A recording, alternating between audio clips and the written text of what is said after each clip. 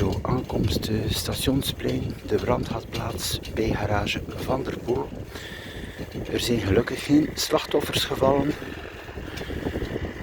De brand is begonnen op de avond. Dus net naast de nieuwe Aldi.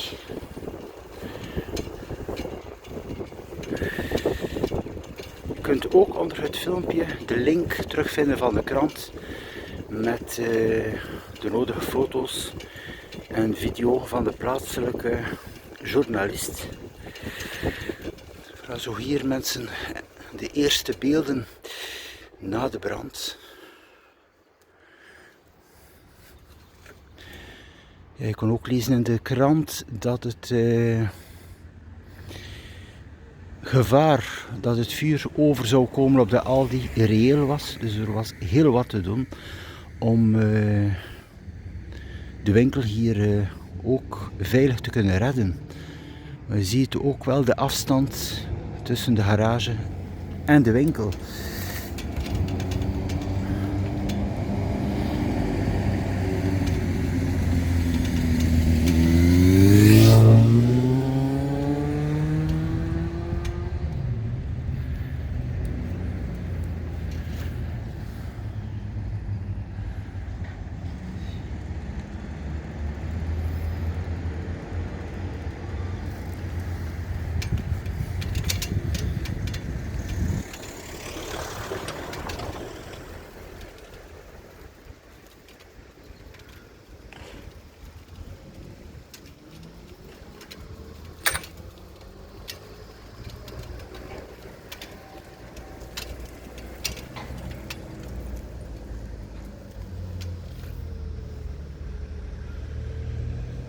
Je kan het hier duidelijk zien, de brand is echt uitgeslaan buiten de garage. Ik zeg, de geparkeerde wagens hier zijn ook volledig verkoold.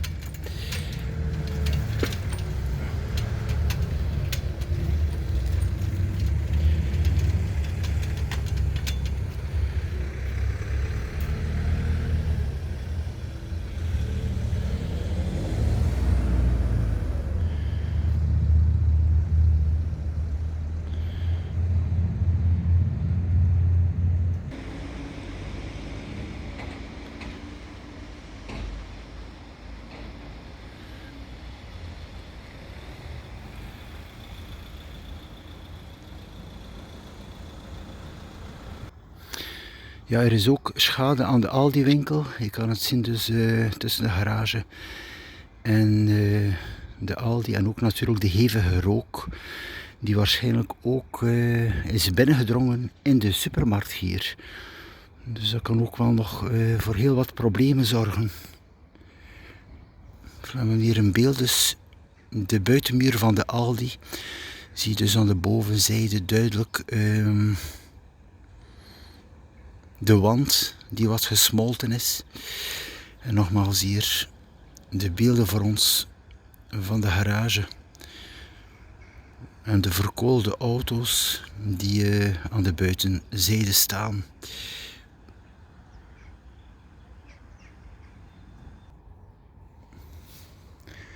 Het is er ook duidelijk te merken aan de ingang van de Aldi. Zie ik dus hier ook, ja, er is hier ook heel wat gebeurd. De deur van de Aldi, dus de glazen ingangsdeur, is eruit.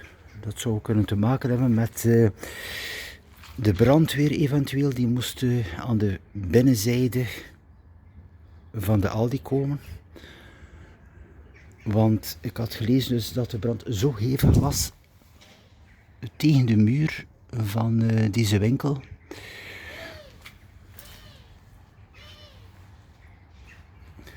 Dat is terug een redelijke klap voor Hulst. Deze situaties, ik zeg...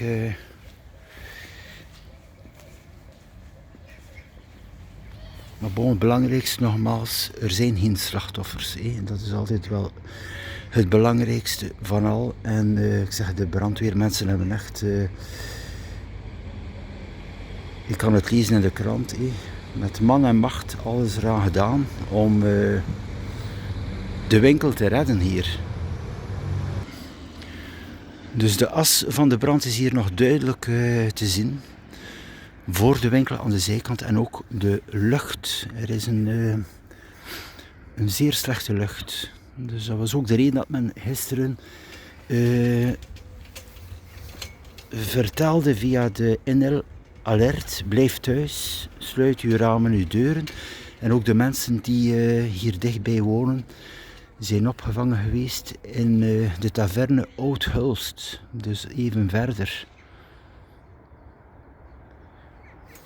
Maar dus hier is er nog altijd, ik ga er zelf van weg, een vreemde lucht.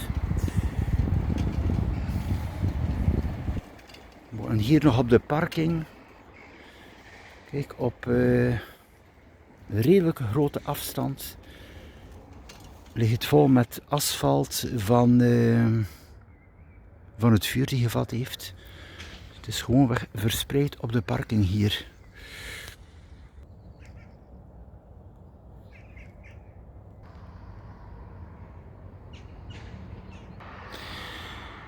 Dus waarschijnlijk is de Aldi nu ook buiten gebruik. Ik zeg, de geurhinder is enorm. De schade aan de voordeur, de asfalt, de wand van de winkel.